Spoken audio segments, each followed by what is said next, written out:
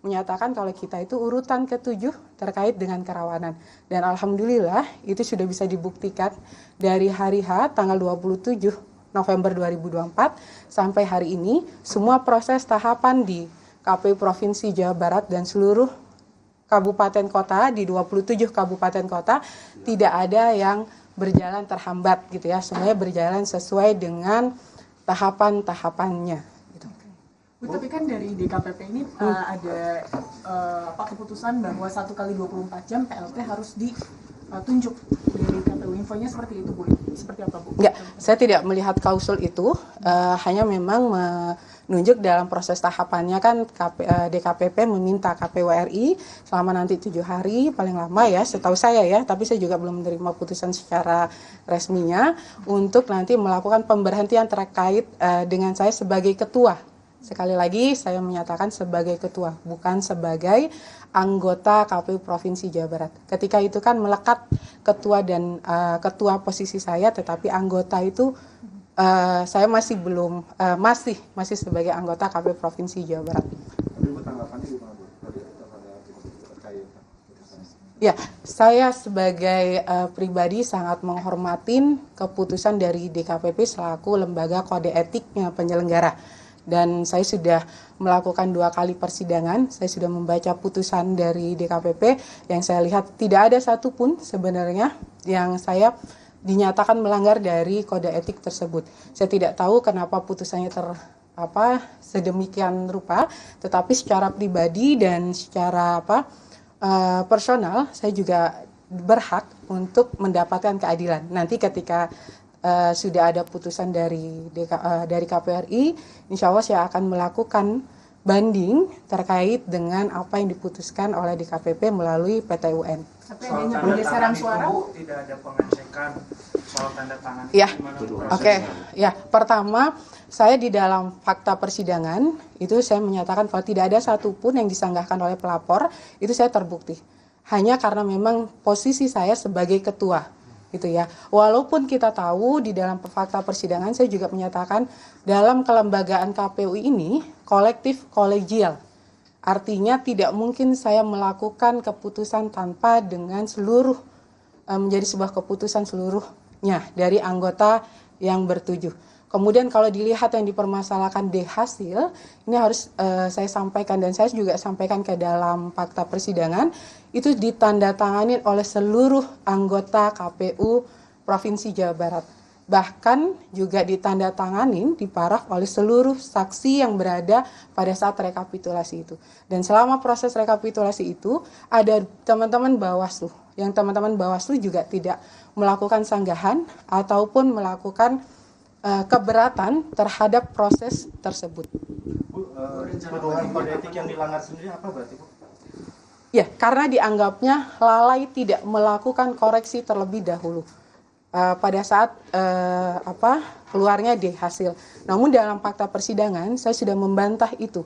Dengan apa? Dengan memberikan keterangan dan bukti juga terkait dengan sebelum pencetakan D hasil, karena KPU Provinsi Jawa Barat itu mencetaknya melalui Sirekap. Kalau kita ganti saja satu, itu tidak mungkin bisa, karena pastinya akan merah, itu yang pertama.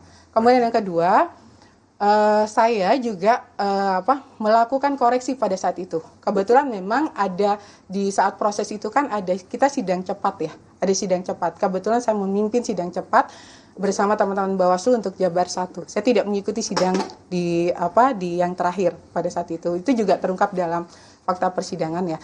Dan di sana juga sebelum pencetakan dilakukan koreksi bersama. Sebelum itu digandakan, KPU Provinsi Jawa Barat itu melakukan pencetakan yang pertama, memberikan kepada seluruh saksi untuk dilakukan paraf koordinasi untuk dikoreksi bersama.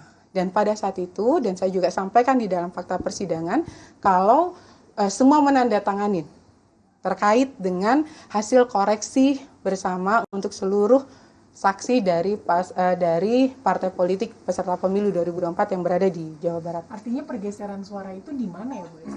Nah, saya juga ketika itu mengetahui ketika saya pertama dilaporkan di Gakumdu. Ini saya juga harus buka rekan-rekan.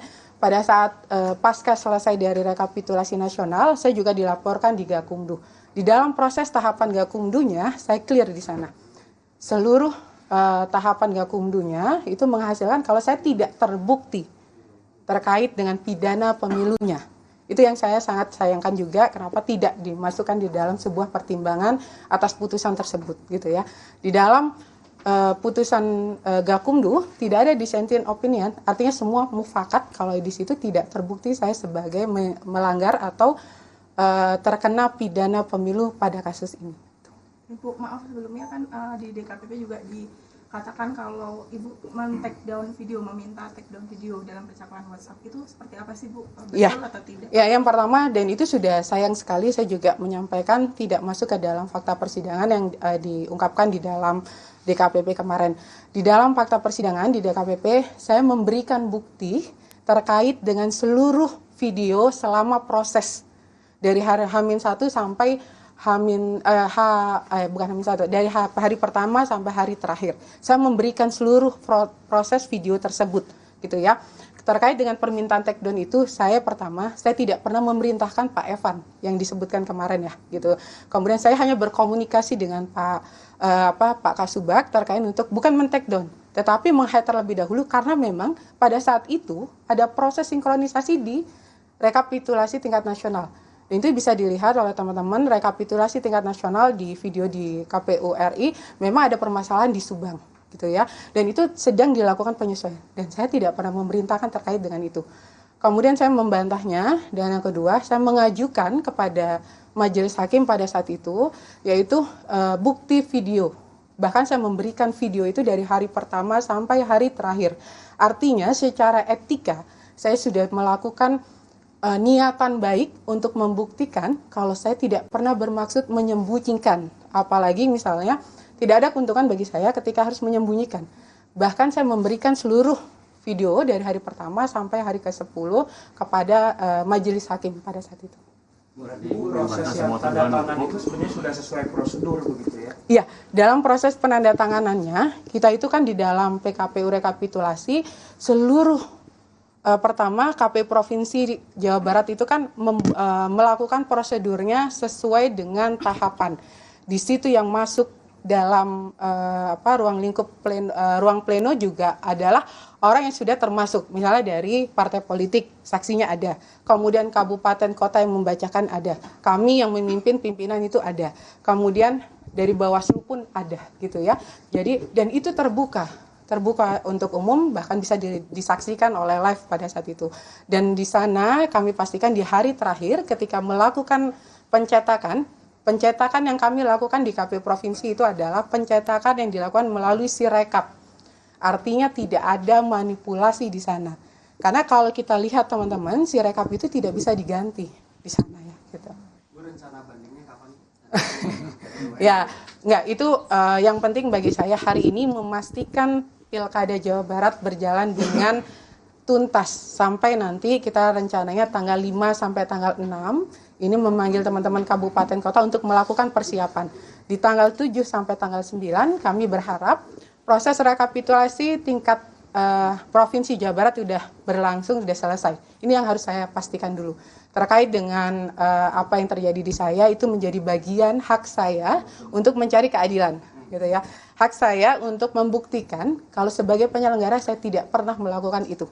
Artinya putusan dari DKPP kemarin ini bisa jadi belum tentu melalui persidangan di KPU RI ini bisa jadi Ibu tidak bisa dibatalin gitu. Ya, kita punya kemarin sempat ya, kalau ada contoh ini mungkin nggak usah ini ya, ada beberapa